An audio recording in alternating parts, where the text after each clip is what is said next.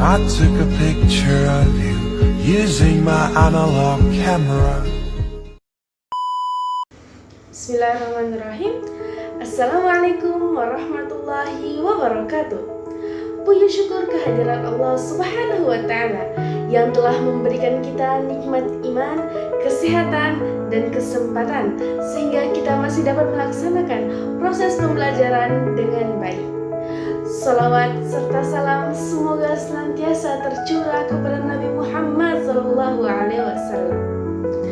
Baiklah teman-teman semua, perkenalkan nama saya Kaulan Sadida, mahasiswa program studi pendidikan bahasa Arab. Adapun tujuan pembuatan video ini adalah sebagai bentuk pemenuhan tugas ujian akhir semester pada mata kuliah Administrasi dan Supervisi Pendidikan yang diampu oleh Dr. Misdah MPD. Selain itu, video ini juga bertujuan untuk menjelaskan prinsip-prinsip pelaksanaan supervisi pendidikan secara sistematis dan mudah dipahami. Yang kedua, menjelaskan fungsi kepala sekolah sebagai administrator dan supervisor dalam upaya mencapai tujuan pendidikan. Yang terakhir, menjelaskan hubungan antara monitoring dan evaluasi pendidikan dengan perencanaan pada 7 komponen sistem pendidikan. Baiklah teman-teman, melalui video ini saya berharap dapat menambah pemahaman dan wawasan khususnya bagi mahasiswa dan pendidik mengenai pentingnya administrasi dan supervisi pendidikan dalam meningkatkan mutu pendidikan. Selain itu, saya juga berharap video ini dapat menjadi sarana pembelajaran dan refleksi bersama untuk mewujudkan sistem pendidikan yang lebih efektif, tertata, dan berkelanjutan. Baiklah teman-teman semua, setelah memahami tujuan dan harapan dari pembuatan video ini, selanjutnya saya akan memaparkan beberapa materi utama yang berkaitan dengan mata kuliah kita, yaitu Administrasi dan Supervisi Pendidikan.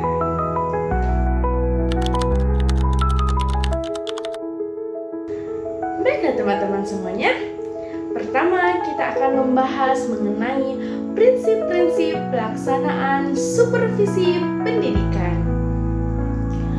Supervisi pendidikan merupakan proses pembinaan yang dilakukan secara terencana dan berkelanjutan untuk membantu guru serta tenaga kependidikan dalam meningkatkan kualitas pembelajaran.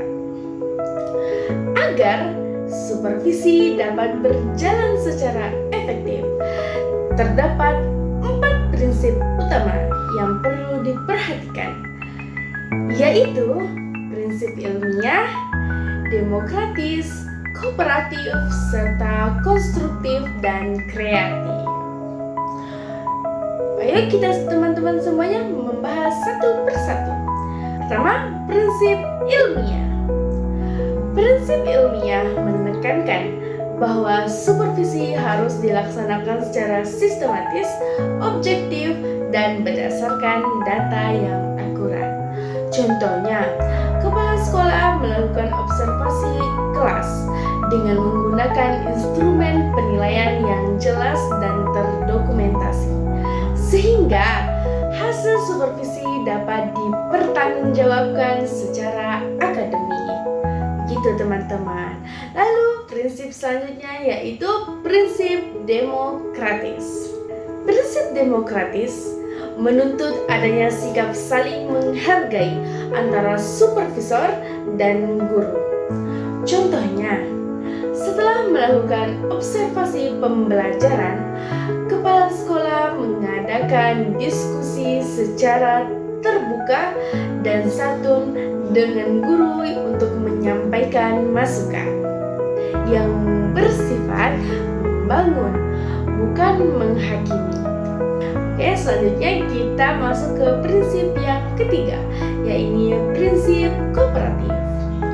Prinsip kooperatif adalah berarti prinsip ini mengartikan supervisi ini dilakukan melalui kerjasama antara supervisor dan guru. Contohnya, kepala sekolah dan guru bersama-sama merancang perbaikan strategi pembelajaran untuk meningkatkan hasil belajar peserta didik.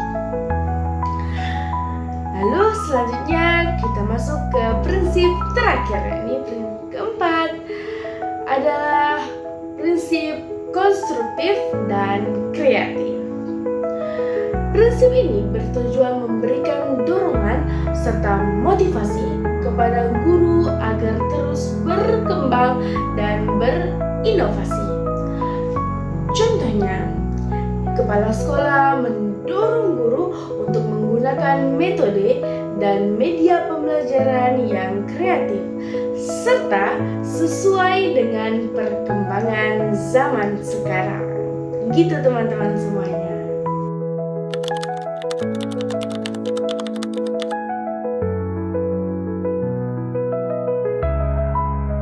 Baik teman-teman semuanya, setelah kita memahami prinsip-prinsip supervisi pendidikan, pembahasan selanjutnya adalah mengenai fungsi kepala sekolah sebagai administrator dan supervisor. Dalam konteks administrasi dan supervisi pendidikan, kepala sekolah memiliki peran yang sangat strategis dalam meningkatkan kualitas pendidikan di sekolah. Jadi ada beberapa poin ini teman-teman. Poin pertama adalah kepala sekolah sebagai administrator. Kepala sekolah bertanggung jawab dalam mengelola seluruh kegiatan administrasi sekolah. Hal ini meliputi perencanaan program sekolah, pengelolaan kurikulum, keuangan, sarana dan prasarana, serta administrasi peserta didik dan tenaga kependidikan. Karena pengelolaan administrasi yang baik akan menciptakan lingkungan sekolah yang tertib, terorganisir, dan kondusif, sehingga tujuan pendidikan dapat tercapai secara efektif. Poin kedua, kepala sekolah sebagai supervisor. Selain sebagai administrator, kepala sekolah juga berperan sebagai supervisor dalam peran ini.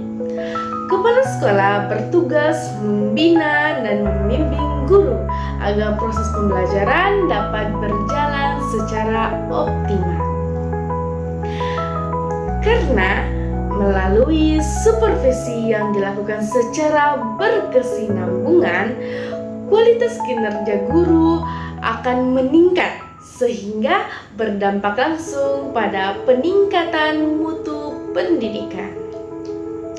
Lalu poin yang terakhir atau ketiga, yakni keterkaitan fungsi administrator dan supervisor. Fungsi administrator dan supervisor merupakan dua peran yang saling berkaitan dan tidak dapat dipisahkan. Administrasi yang tertata dengan baik akan mendukung pelaksanaan supervisi. Sementara supervisi yang efektif akan memperkuat pengelolaan administrasi pendidikan di sekolah. Begitu teman-teman.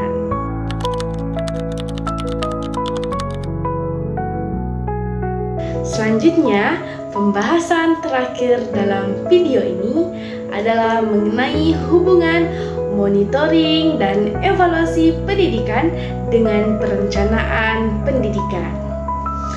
Monitoring dan evaluasi pendidikan merupakan bagian yang sangat penting dalam administrasi dan manajemen pendidikan. Keduanya berfungsi sebagai alat pengendalian dan penilaian terhadap pelaksanaan program pendidikan. Hasil dari monitoring dan evaluasi ini kemudian digunakan sebagai dasar menyusun perencanaan pendidikan agar lebih tepat sasaran dan sesuai dengan kebutuhan nyata di lapangan. Hubungan antara monitoring, evaluasi, dan perencanaan dapat dilihat secara jelas pada 7 komponen sistem pendidikan berikut ini.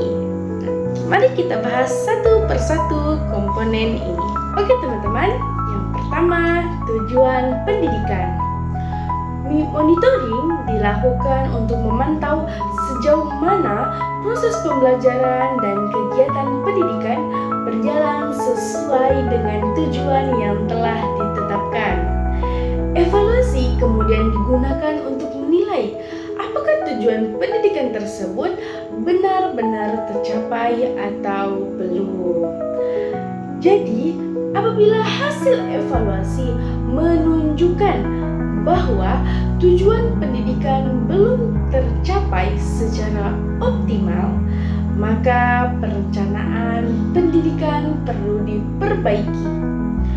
Perbaikan tersebut dapat berupa penyesuaian tujuan pendidikan, strategi pencapaian tujuan, maupun indikator keberhasilan yang digunakan. Dengan demikian, monitoring dan evaluasi berperan sebagai dasar dalam perencanaan tujuan pendidikan yang lebih realistis dan terukur. Lalu, poin yang kedua, yakni pendidik dan tenaga kependidikan. Dalam komponen pendidik dan tenaga kependidikan, monitoring dilakukan untuk memantau kinerja guru dan staf sekolah seperti kedisiplinan, pelaksanaan tugas, metode mengajar, serta keterlibatan dalam kegiatan sekolah. Sedangkan evaluasi dilakukan untuk menilai kompetensi dan profesionalisme pendidik serta tenaga kependidikan. Hasil monitoring dan evaluasi ini sangat penting dalam perencanaan pendidikan, khususnya dalam menyusun program peningkatan kualitas sumber daya manusia. Perencanaan tersebut dapat berupa pelatihan, workshop, pembinaan, atau pengembangan profesional berkelanjutan bagi guru dan tenaga kependidikan.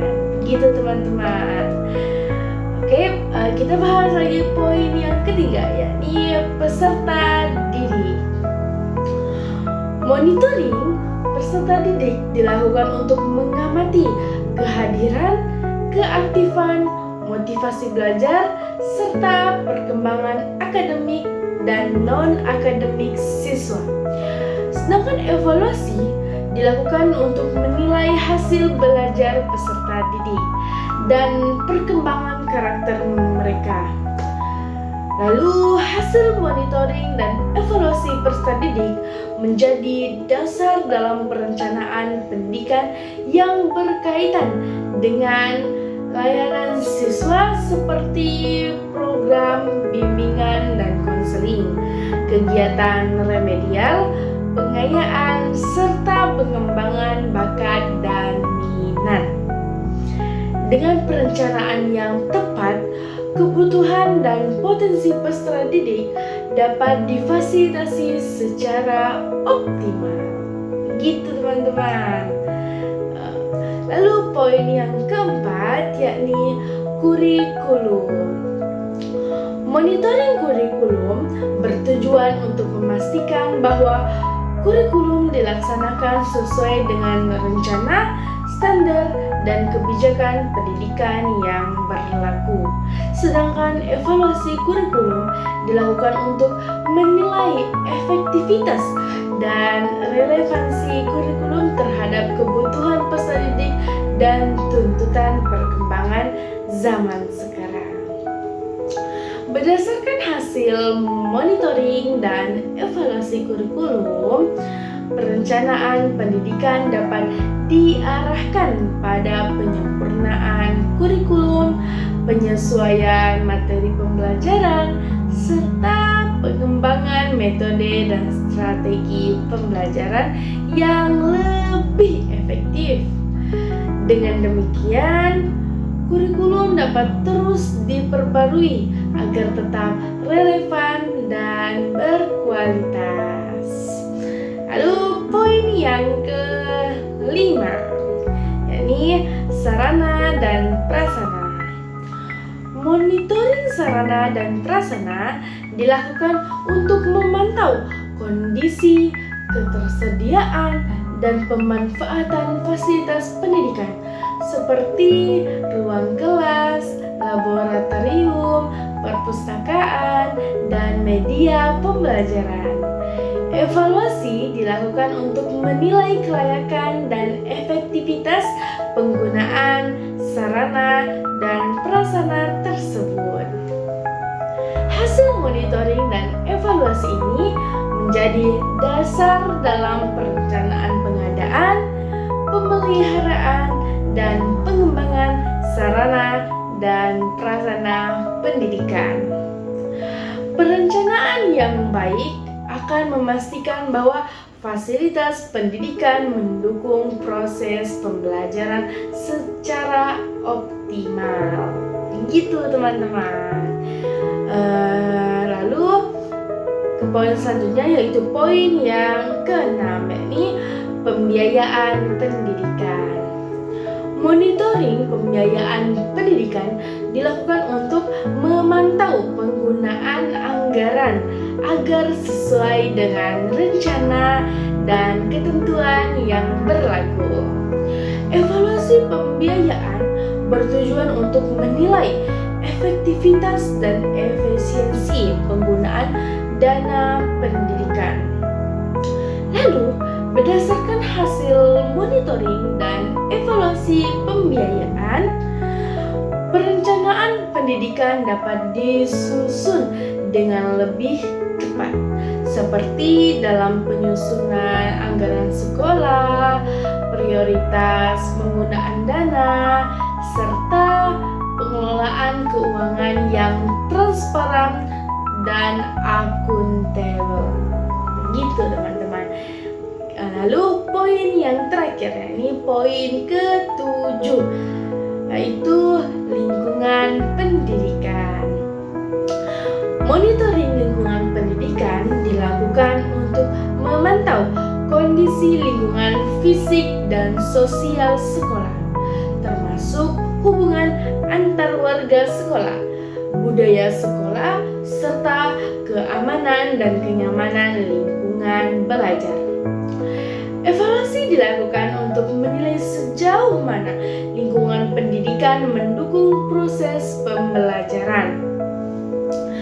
Hasil monitoring dan evaluasi sendiri di lingkungan pendidikan menjadi dasar dalam perencanaan upaya peningkatan kualitas lingkungan sekolah, seperti penguatan budaya positif, peningkatan kedisiplinan, serta penciptaan suasana belajar yang aman dan kondusif.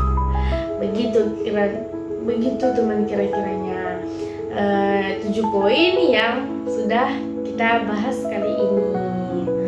Baik teman-teman, sebagai penutup dapat disimpulkan bahwa administrasi dan supervisi pendidikan memiliki peran yang sangat penting dalam meningkatkan mutu pendidikan. Supervisi pendidikan harus dilaksanakan berdasarkan prinsip-prinsip yang tepat. Kepala sekolah memiliki peran strategis sebagai administrator dan supervisor, serta monitoring dan evaluasi memiliki hubungan yang erat dengan perencanaan pendidikan pada seluruh komponen sistem pendidikan.